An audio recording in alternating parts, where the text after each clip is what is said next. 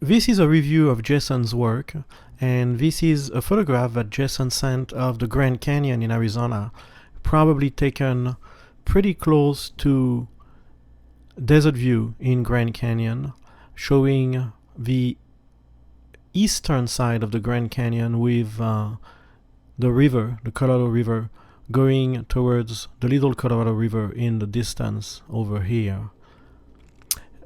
The first thing that I thought was interesting in this photograph was the use of snow. It doesn't snow all that much in Arizona, so it's always nice to see photographs with snow.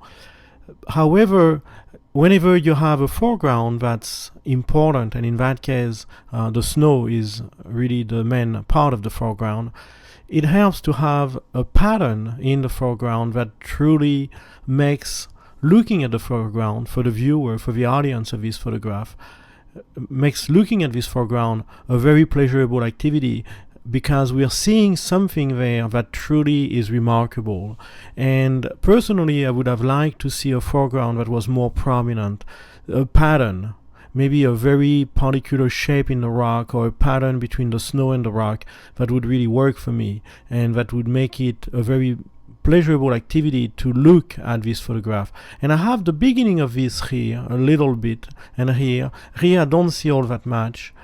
And obviously, if we crop the photographs, let's say like this, we would have a more interesting foreground immediately. Okay, if we do it something like that, we would have immediately a very interesting foreground, because now we've got the eye more isolated in this area. But of course, that makes the river very, the Grand Canyon, very small. We lose a lot of the photograph of the Grand Canyon. And of course, we also have this enormous area of snow here where there's nothing. So we could actually go further and crop it something like that. Maybe like this here. Try to keep the river in a central position in the photograph. And make the foreground more interesting. And as you can see, if I crop the photograph like this, now the eye is driven towards the foreground of the photograph, okay? Because we have this intricate shape here of light and dark, the snow and the rock, to look at. And that sort of makes us want to explore the photograph because we find it interesting. And I'm going to take a red pen here to sort of draw onto the image a little bit. I'm going to pick a color here, maybe a bright red here, so that I can draw on the foreground.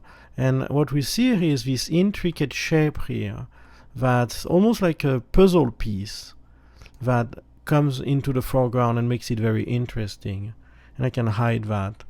And also we see this other piece here that sort of imbricates itself, sort of merges with the other piece in the foreground here, and so creating a very interesting foreground. Because truly, if the foreground is not interesting, then it's just there. And of course, we can say it's a foreground-background relationship, but in truth, it's very much a less interesting foreground than it could be. Okay, so that's really the problem. The other problem that I had in the photograph, and I'm going to return now to the entire photograph, was the contrast here, very, very dark, and then very, very bright here. And of course, we can have contrast in the photograph, but here it seems that there's more of a gradual, very dark contrast starting from here and here, and then moving across. And this here is very fine. This is okay. But here again, the sky loses all detail. And of course, the main problem is that it's in the area where the river is showing. And so we have a very hard time finding detail here. And this can be solved very quickly by lightening the image a little bit.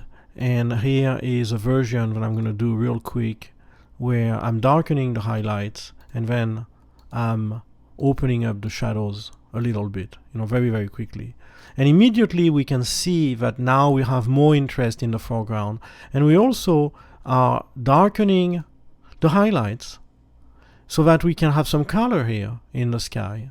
Okay, very important. We are starting to get some yellow color, and the contrast, the foreground and background, is not as noticeable. Okay, it's not as much. And this is the before and the after. And you can see also that we have some detail in the snow, and that helps also a lot.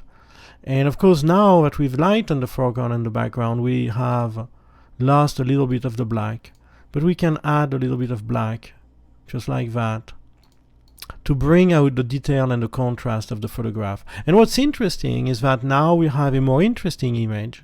The foreground actually pops more, comes up forward more interesting. But then now we notice that this part of the foreground here is more problematic because it's cut just on the edge of the image, and same here. And I'd like to know what goes on beyond, and I'm going to take my red pen again, beyond the edge of the image. That is there something happening below this? And of course I can't tell that. So when that happens, what I recommend, and of course it's not something that we can fix in the studio, we can only do that in the field, I recommend that more foreground is included in the photograph, or that this rock is taken out altogether. And the only way we can take it out here is by cloning over the rock, and I'm doing this very quickly here so it's not going to be perfect.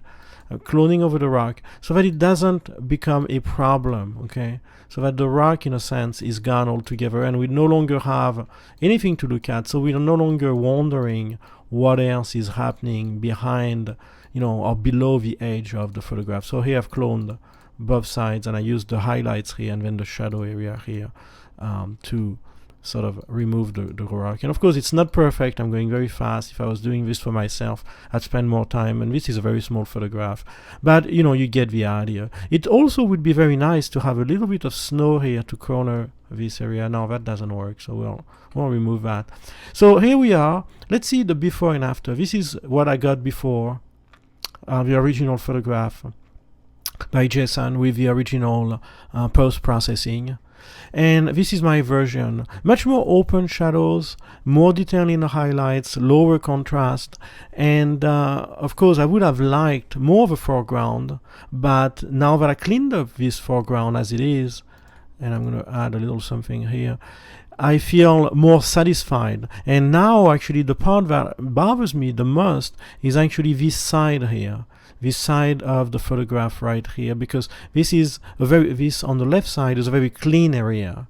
We have a very clean view of where the rocks are in the snow, and it ends on a nice empty area. It's not cutting any rocks. The borders are clean, but here the border is really messy, and there is this area here that's somewhat difficult to quite understand. Is it rock? Is it grass? Is it gravel? Is it dirt? I'm not sure. And here also. And of course we could clean up that area here very simply by doing this, cloning over it. So we clean that up. But here it's more of a problem because there's not much we can do. And we could clone some rock. Imagine that Jason had photographed more rock here, and immediately you can see once I put some real rock that now the eye has a much easier time understanding what is happening here. And of course what I'm doing here is not something that I would naturally do on a fine art print, because this is too much of a cloning process. But what I'm trying to get across is the fact that the eye, the human eye, the eye of the viewer, the eye of your audience, and remember that you're not taking photographs for yourself, you're taking them for the audience, for an audience that you want to enjoy your work, for this audience to enjoy your work, for this audience to understand your photograph and make sense of the contents. And remember that they have not been there, they don't know what you've seen, they only know what you photographed, they only know what they have in the photograph that you gave them.